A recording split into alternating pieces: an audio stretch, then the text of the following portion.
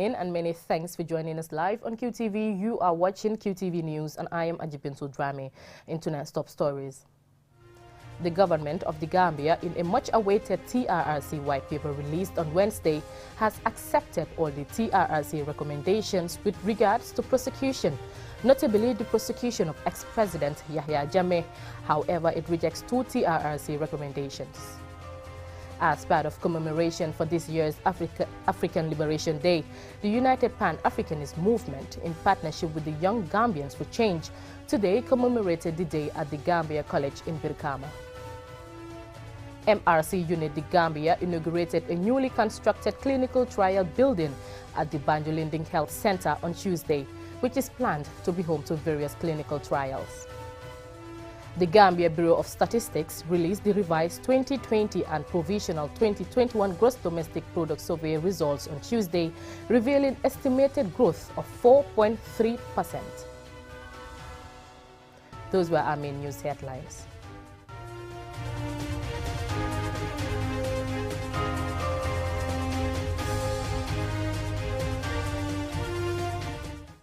Now the news in detail.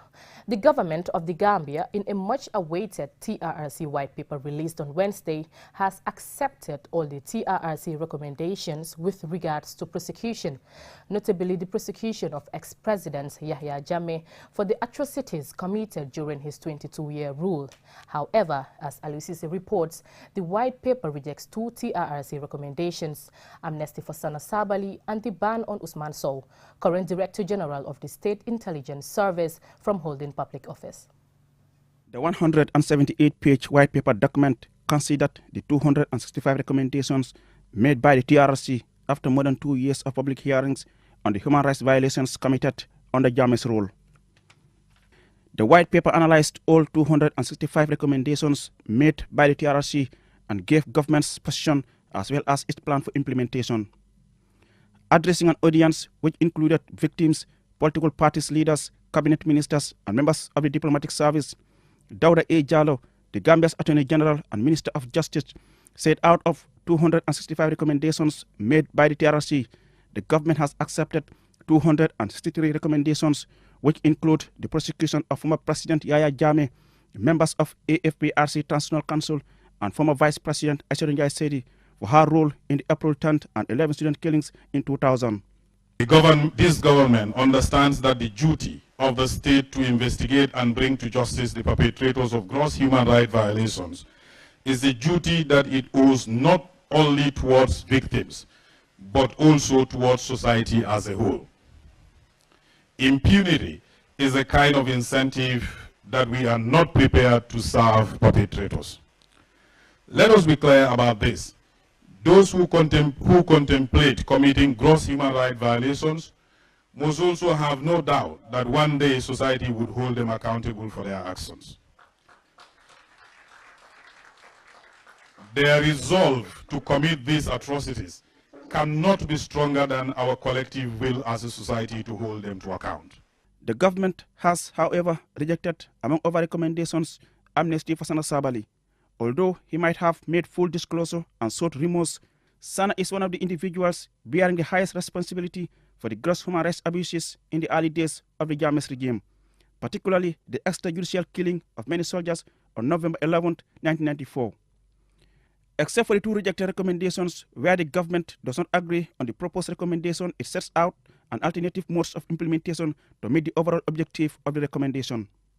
On the TRRC recommended ban of Usman Sow, the current Director General of the State Intelligence Service, from holding public office for what the TRRC report described as tampering with evidence at the SIS in 2017, the government said it falls outside the mandate of the TRRC. The Ministry of Justice, in close consultation with the victims, is working on a victims' bill to explore the best avenue for addressing the issue of reparations. My ministry will continue to work towards putting in place independent structures for the continuous evaluation and identification of victims and to administer a reparation scheme. We are gathered today full of hope for a better tomorrow. Today, however, is also a somber reminder of the traumatic event that occurred between 1994 and 2017. With regards to some individuals adversely mentioned by the Commission who continue to serve in various areas of the public and security services, the government will take steps for their immediate suspension from service while it works on lawful means to effect their dismissal, termination, or compulsory retirement as each case may require. The Justice Minister announced President Barrow's decision to rename the July 22nd Arch to Never Again Memorial Arch in honor of all the victims of gross human rights abuses and violations under the regime of former President Yahya Jammeh. The government will renovate the arch and erect a plaque with the names of the victims of the Jammeh regime. Among many who have hailed the white paper are Emmanuel Job, chairman of the National Human Rights Commission, Aissatou Jammeh and Ami Silla, daughters of murdered Haruna Jammeh and Usman Silla, respectively, who all welcome the white paper and are hopeful of effective implementation. It's a bold move. Most of the recommendations were accepted, and this is what the victims are also very happy about the outcome. There was a lot of suspicion. There were a lot of naysayers. People felt that this was just going to be one of those things that will come to pass. But listening to the Honorable Minister today, it seems that the government is serious. And what really stand out for me was that prosecutions was being mentioned as well. People that who barely has responsibilities will be prosecuted, and those who committed international crimes as well. It sounds very promising to hear all that after all these years. We have been waiting for it for way too long. We would also like to say a job well done to the TRRC. But then for the government's involvement in all this, for all victims, it sounds very promising. The world will be watching on with keen interest the implementation of the white paper with the hope of transparent and inclusiveness with clear timelines and measurable outcomes. This the government has given an assurance of and promised to acquire resources for reparations. Reporting for QTV News, I am Aliou Cissé. As part of commemoration for this year's African Liberation Day, United Pan-Africanist Movement, in partnership with the Young Gambians for Change, today commemorated the day at the Gambia College in Brikama. Omar P. Jallo has that story. The annual event is commemorated to mark the founding of the Organization of African Unity, OAU, on 25th May 1963, which was later transformed into the African Union on 9 July 2022 in Durban, South Africa. However, the holiday continued to be celebrated on 25th May. The Secretary General of the United Pan-African Movement Gambia chapter, Yuruben Koli, said the purpose of the event is to mark the liberation movement progress and to symbolize the determination of African people to free themselves from foreign domination and exploitation. We are calling, this is the day that we are commemorating the African Liberation Day, to awaken the spirit and also give the right respect to our fallen heroes. The 33 leaders of Africa that met in Addis Ababa, they have gone and they have laid the foundation and they have passed the baton to you and I. And the question is, are we going to go further with the baton?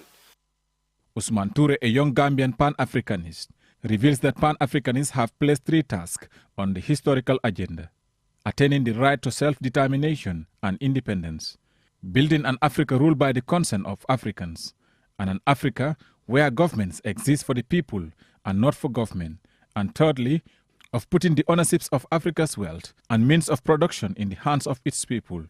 But our responsibility as this generation is to let Africa to be independent to and not from. And independent to take decisions on our own, and independent to own our own narratives, independent to take charge of our own development, independent to be Africans and enjoy the dignity of men as any other society is doing as of today. Mr. Enoch A. King, a psychologist, called on participants to rekindle the spirit of Pan-Africanist drive and recognize and build on the legacies laid by the continent's founding fathers in their quest for better continental unity and progressive economic growth.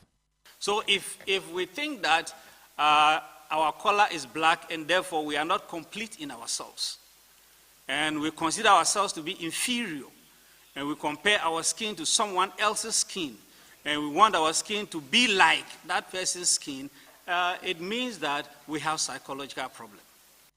Babukar Jan, a politician, said Pan-African struggle must be derived from the consent of the African people and exercised only to promote their liberty, dignity and prosperity. So the million-dollar question is, why is things not working? Because everyone is focused on yourself, not the task at hand.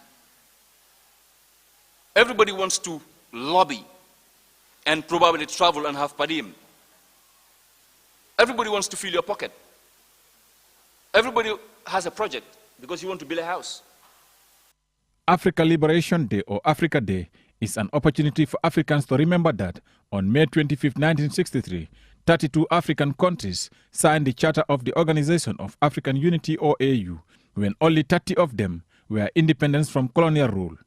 The Charter, which calls for greater unity among African countries, supported the independence of African countries from colonialism and apartheid, and promoted economic and political cooperation with a vision that all people on the continent will live freely and in prosperity. Africa Day is also an opportunity to reflect on the progress made by the African Union in achieving its goals, especially regarding protecting the human rights and freedom of Africans. Reporting for QTV News, I am Omar P. Jallo. MRC Unity Gambia inaugurated a newly constructed clinical trial building at the Banjul Health Center on Tuesday, which is planned to be home to various clinical trials. The center will investigate and evaluate health interventions and approaches for improved healthcare in the Gambia and Sub-Saharan Africa. Mobdulami Joy reports. The Medical Research Council Unit in the Gambia at the London School of Hygiene and Tropical Medicine is inaugurating a clinical trial facility at the Banjul Health Center.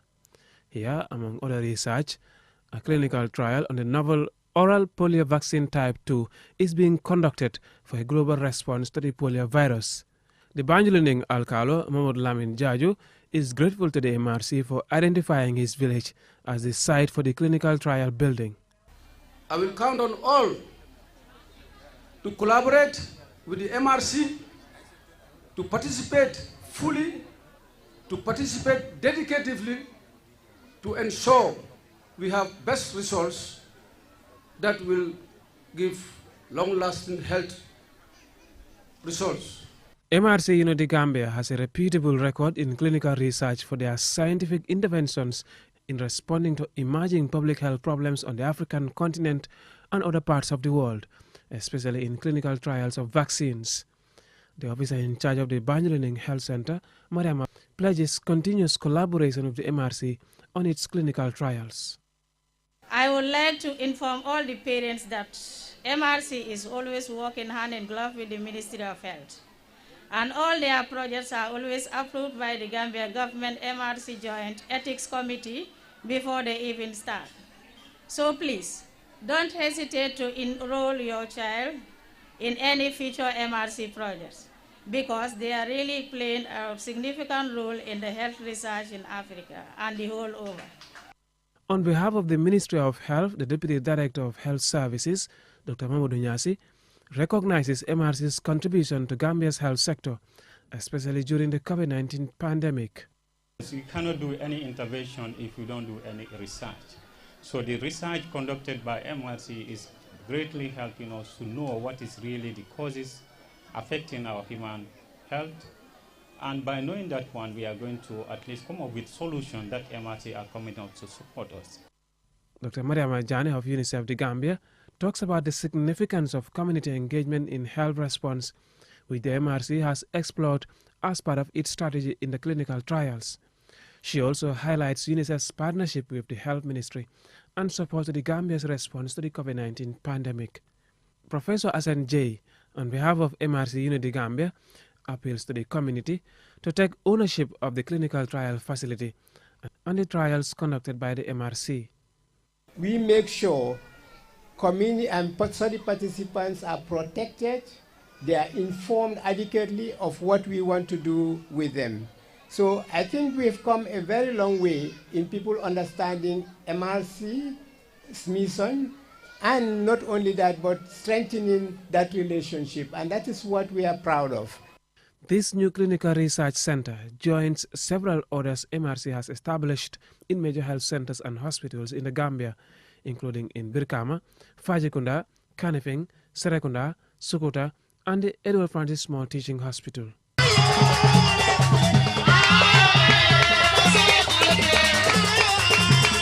Mahmoud Lamin Choi, QTV News. From that story, we will go for a commercial break. Still to come, we have more stories. Do stay tuned.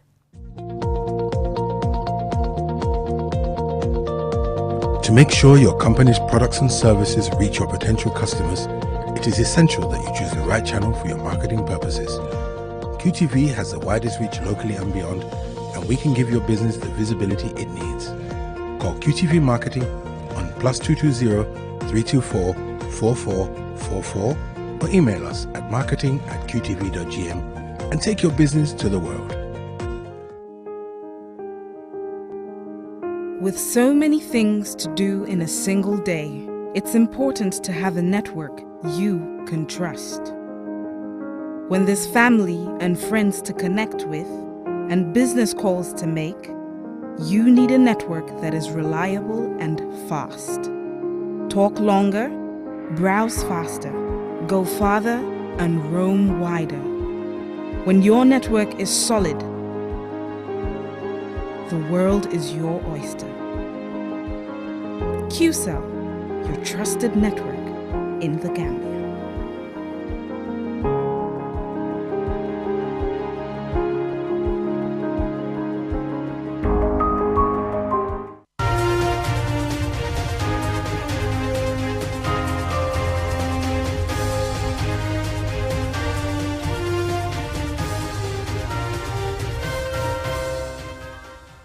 Welcome back. The Gambia Bureau of Statistics released the revised 2020 and provisional 2021 gross domestic product survey results on Tuesday, revealing estimated growth of 1.3%. However, officials expressed concern over the rise in inflation, which hit double digits for the first time in many years. And Sumana Isonyasi tells us more. 3 important sectors, agriculture, industry and services, have been credited with economic growth registered during the period under review. GBOS officials say the GDP estimated growth of 4.3% for 2021 reflects a positive recovery from the negative effects of the pandemic, as seen by the increase in the economic activities in sectors such as industry and services, amongst others. Nyakase Sanyang, GBOS Statistician General, explains further and gives a breakdown of the country's current economic situation. The industry sector registered a growth of 10.4% in 2021, which is 2.2% more than the revised growth in 2020. The increase in growth in this sector is as a result of an increase in economic activities of construction registering a growth of 20.5% and electricity supply registering a growth of 7%. Furthermore, he says the agricultural sector saw an estimated growth of 4.7% in 2021 compared to the revised growth of 10.6% in 2020, a decline of 5.9%, which is mainly attributed to the decrease in production activities of crops and livestock. Meanwhile, he says the process of gathering data is quite challenging and cites the lack of sufficient resources as a major challenge affecting their work. He also expressed concern over the rise in inflation and calls for concerted efforts to build a strong economy. For how many years now? This CPI has never gone beyond 10. It has been single digit. In fact, it have not even reached 9 for a long time. And now we are talking about 11.7%, almost 12% inflation. So, of course, we are all in this country and we know what is happening. But this is not peculiar to the Gambia. Obviously, some of us who travel to other places who know, or if you are following the world economic outlook or developments, you will know that inflation is everywhere at the moment. Also commenting on the economic situation, as revealed by GBOS survey, the Director of Statistics, Samba Barrow, also expressed concern over the rise in inflation. However, he clarified that this situation is not unique to the Gambia. I've never seen it. I have been here for a long time, for about 3 decades now, but I've never seen double-digit inflation in this country. It's my first time seeing it. 11.7%. It's way too high. What we have witnessed so far, the highest I've seen is 8.6%. But jumping to 11.7 for last month, April, is way too high, double digit. But he rightly mentioned, this is not peculiar to Gambia. For surveys to be accurate, the data must be collected. As such, he encouraged businesses to share their financial reports with GBOS on time. This, he says, will help GBOS meet its target of releasing GDP estimates revised every 5 years as required by international standards. Answane Sonyasi for QTV News. The Gambia Police Force, with support from UNICEF, wrapped up a countrywide training course in URR for police officers on community policing, gender-based violence and child-responsive policing. Alhaji A.F. Jallo reports. At the event, the police PRO Superintendent Lamin Jai said, most of the cases reported to police stations relate to gender-based violence and child abuse. He explains that training officers will help curb the menace of gender-based violence and child abuse. Superintendent Jai also calls on communities to support the police in delivering justice by reporting cases and to be willing to appear as witness in court. It is very important to note that majority of cases that we receive at our police stations have to do with issues relating to gender-based violence, domestic violence, and also abuse against children. And this is why we felt it is very important, especially at the level of the police command, to prioritize the training and capacity building of officers. We want to see that justice is served, especially when cases are brought before the courts in a very speedy and timely manner. But also importantly, we want to tell communities to support in the delivery of justice, because in delivering justice, communities also have a significant role to play. Chief Superintendent Yerombalo, the acting deputy commissioner in URR, said the training will enhance their skills in service delivery. He further appeals for the training to be extended to senior officers to ensure speedy and timely decisions of issues of child abuse and gender-based violence. If you check this hall, it's diverse. You have almost all the units within the Gambia Police Force gathered here. The reason is nobody knows where the complaint will come from or who will be approached for such complaints, especially when it comes to gender-based violence. Training you people is one thing, but if you want change, you have to train those superior officers who have the authority to enforce change. The community policing focal person in URR said the training has better prepared them to act on cases on gender-based violence and child abuse. Beating your wife up to an extent, especially injuring her, causing her harm, you understand? She is not above the law, and it has passed community policing level. That's not community policing anymore. You understand? So the law is there to take its course. The regional social welfare officer in URR and the representative of UNICEF also spoke of the significance of this training. Let me terminate this statement of mine by calling on officers to remain resolute and steadfast at all times in ensuring justice for victims of GVV and child abuse. When we speak about child protection, the police is uniquely positioned to support the rights of children. In most cases, when cases are reported, you are the first point that cases are reported to. And the way you respond to these cases determine what is going to happen to these victims, especially when we are speaking about children. According to the 2019-2020 Demographic and Health Survey, 9% of women aged 15 to 49 in the Gambia have experienced sexual violence, whilst almost 40% of married women have been subjected to either physical, sexual, or emotional violence by their current or most recent partners. The abuse is frequently hidden and regarded as a private matter, trapping victims in shame and persuading bystanders to turn a blind eye. Reporting for QTV News, I am Alaji F. Jallo. Now onto some sports news.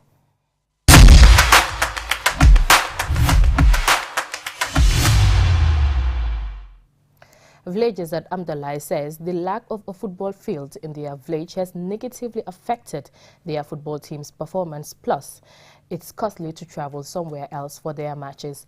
Our sports reporter, Mamudu Gajaga, has more. What was a football field in the border village of Amdalai was turned into an Ebola treatment center in 2015. The country registered no Ebola cases, and for now, the structure is not serving as a treatment center, nor a football field, according to the villagers. Here is Wensu Afai, a village elder.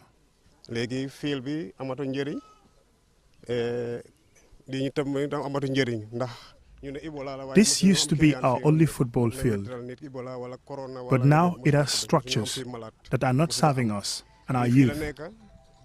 When the authorities came asking for a place to build an Ebola treatment center, we gave them somewhere 200 meters from here, but they refused and built on our football field instead. The structure is just a white elephant, not being beneficial to us. The chairman of the Amdalai Village Development Committee says the lack of a football field means they play their matches away in neighboring villages, incurring huge transport costs. If you look at it, most of the games that the boys do play here, if it is a challenge game between Amdalai and another village, they have to go outside and play there. Most of the games here, we do play it at Fast Njagachoy, which is just too hard for the boys.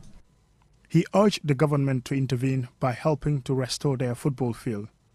According to him, they will engage the Ministry of Health and Youth and Sports. We'll continue knocking on the doors of government, and if all avenues are exhausted and we don't have a solution from them, the only thing that we can do, we'll continue trying to negotiate with the elders of the village so that maybe we can have a family that will agree to give us its land, and then we exchange it with the remaining part of the land here.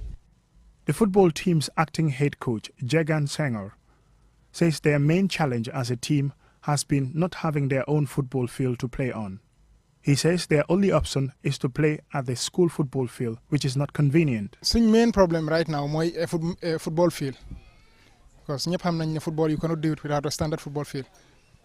Because some years ago, the family project I think it was from the Ministry of Health. The only football field in the village. Was it a help us about Ebola? Despite these problems, the acting head coach also says their women's team is currently top in the standings of the 3rd division competition, and the community produces more talented footballers every season. Mamudu Gajaga, QTV News.